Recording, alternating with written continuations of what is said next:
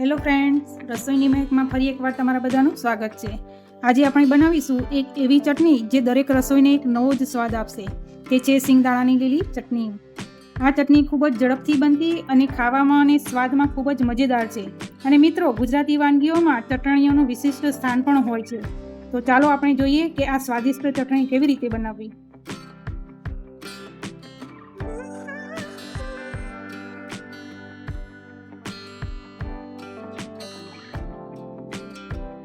નમસ્તે દર્શક મિત્રો, મજામાં? તમને બધાને મારા જય શ્રી કૃષ્ણ. તો મિત્રો, રસોઈની મહેકમાં વિડીયોમાં તમારું બધાનું સ્વાગત છે. આજે હું તમારા માટે લઈને આવી છું લીલી ચટણીની રેસીપી. તો મિત્રો, આપણે લીલી ચટણીની રેસીપીમાં આપણે શું શું વસ્તુ જોઈએ તે આપણે જોઈ લઈએ. આપણે અહીંયા એક મોટો ચમચો ભરીને સિંગદાણા લીધા છે. અડધી ચમચીથી થોડા ઓછા આપણે લીંબુના ફૂલ લીધા છે. 2 તીખા મરચાં લીધા છે સમારેલા. 1 આદુનો ટુકડો સમારેલો લીધો છે.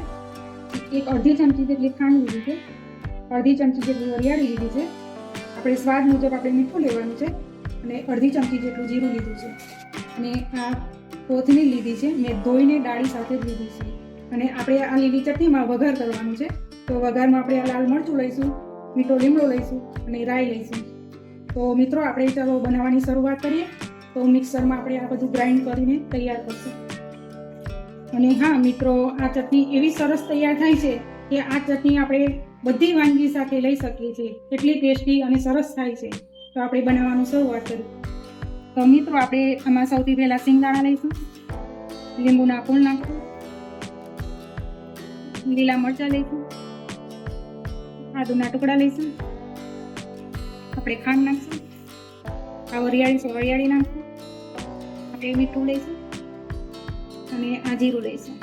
સૌથી પહેલાં આ બધાને આપણે ગ્રાઇન્ડ કરી લઈશું, પછીથી આપણે કોથમીર નાખવાની છે. તો પહેલાં ગ્રાઇન્ડ કરી લઈએ.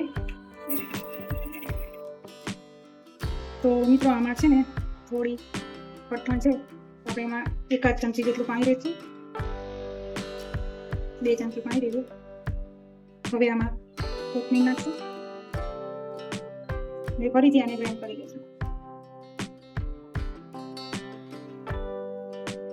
તો મિત્રો, આપણે જોઈ લઈએ કે આપણી ચટણી તૈયાર છે. જો તમે જોઈ શકો છો કે આપણી ચટણી સરસ એવી તૈયાર થઈ ગઈ છે. તો આપણે એક વાટકામાં કાઢી લઈએ. તો આ ચટણી આપણે લીલી ચટણી બનાવી છે. તો આપણે તૈયાર થઈ ગઈ છે લીલી ચટણી. અને હવે આપણે આમાં વઘાર કરીશું. અને આ ચટણી આપણે જોઈ શકો છો થોડી ઠીક છે. જો તમે આને પાતળી કરવી હોય તો પાતળી પણ કરી શકો છો. પાણી રેડીને આપણે વઘાર કરી લઈએ. હવે વઘાર થઈ ગયું છે. વઘાર આપણે કરી લઈએ. તેમાં આપણે નાખશું આ લાલ મરચું, રાઈ નાખશું અને આ લીમડાના પાન નાખશું. અને આપણે વઘારને ચટણીમાં લઈ લઈશું.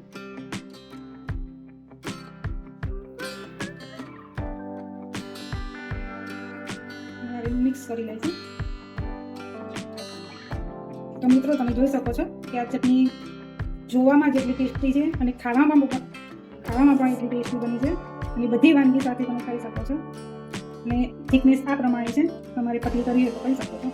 તો આપણી આ ચટણી તૈયાર છે હવે સર્વ કરવા માટે. ખાટી મીઠી એવી સરસ ચટણી તૈયાર છે હવે. તો દર્શક મિત્રો, તમને અમારી ચટણીની રેસીપી કેવી લાગી તો આપ પણ ટ્રાય કરજો, જરૂરથી ટ્રાય કરજો. અને બનાવીને મને કોમેન્ટ કરીને અને હા, મારા વિડીયો ચેનલને લાઈક અને શેર કરી સબસ્ક્રાઈબ જરૂરથી કરજો. તો આવજો મિત્રો.